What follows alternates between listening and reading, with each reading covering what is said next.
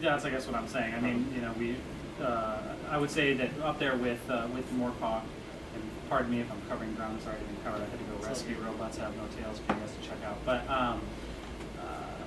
we've had Joe Lansdale has written 3 introductions for us, and F. Paul Wilson's written 2 for us as well. He's the Repairman Jack guy.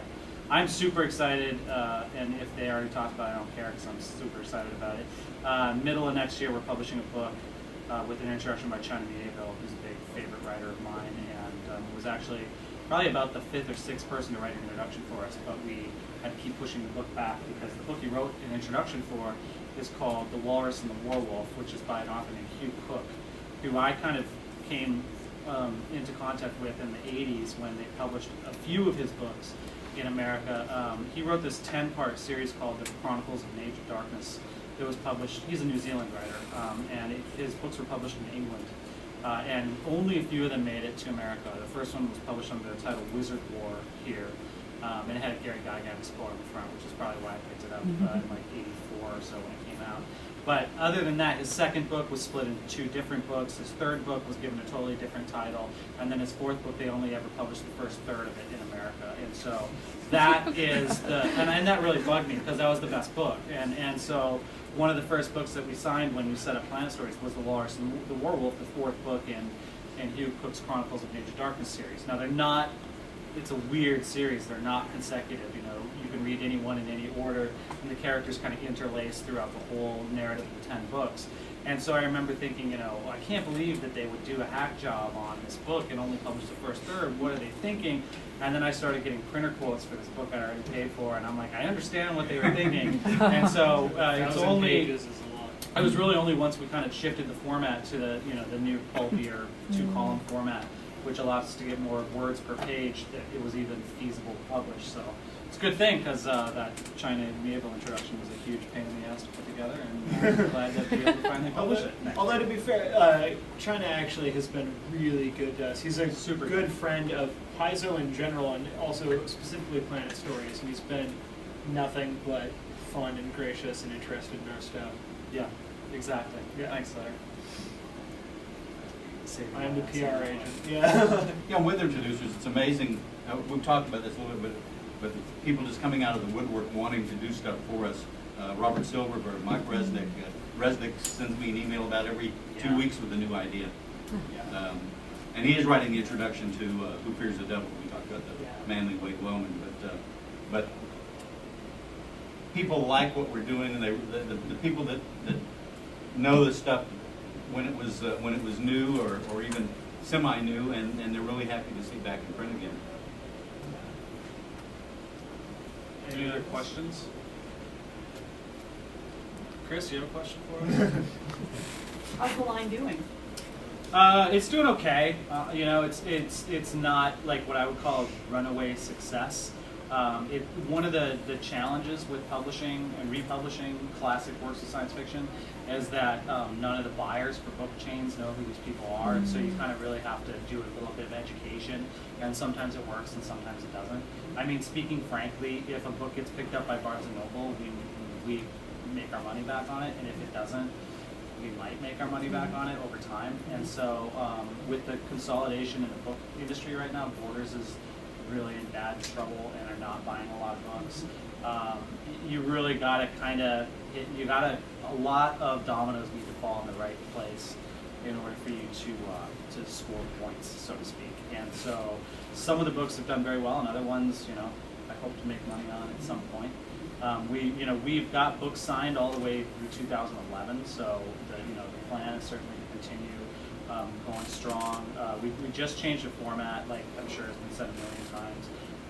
And one of the reasons we did that was so that when their shelf fakes out, they kind of pop a little bit and look a little bit more like the pulps, and people can kind of get it. Oh, okay, that's kind of a nostalgia publishing thing. We're also doing some stuff that in the future that I can't really talk about yet, but is all signed, and we're actually going to be doing some new stuff as well by authors that people know about and perhaps have already been mentioned in the meeting here. And so we're just trying to kind of find the right balance between super old, obscure stuff that I like and that Pierce likes, and or that these guys like, and newer material that really kind of fits in the same stylistic heading, you know, of sort of pulpy adventure fiction. There's a lot of people writing that stuff, but there's just not a lot of people publishing it. And so, whereas, you know, we started this thing off going, oh my God, you know, can you believe we got this person to write an introduction? Now it's like, oh my God, can you believe this person wants to write a new book for us, you know? And so, in the next probably 4 months, you know, we'll be announcing some pretty exciting projects. And, you know, we took, the line's now bi-monthly. I have a feeling we were publishing too swiftly for people to read all the stuff that we publish, and I don't like publishing books people don't read, and so we'll see. But it's growing, and Pierce and I just got back from Book Expo, which is the big book fair in New York City, annual book fair. And there's definitely a significant difference between the third year we've gone and the first year we've gone in terms of notoriety and people knowing about the line, and you know, a lot of people came to us this time instead of us kind of having to say, so here's the deal. And you know, just to emphasize, actually we've got catalogs up here that have pretty much everything in the line so far, and snippets about them, some solid information.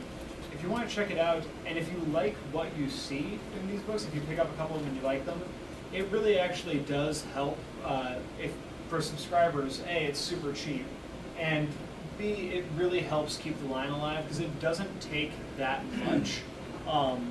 You know, to really make a difference in the overall profitability of the line and allow us to keep doing. I mean, I think to a certain extent, you know, any publishing company is mercenary, but I feel that we have more of the, like, you know, especially listening to sometimes you guys talk, and we're here to make money on books, but really it's kind of more of a sacred mission for some people to just get this stuff back in print, and we're doing everything we can to keep it in print. But if you like what you see and want to support it, Yeah, you know, we won't do your own. If I had 150 new subscribers, which we get every 2 months for Pathfinder, for example, if we get 150 more subscribers for Plan Stories, it would be safe forever.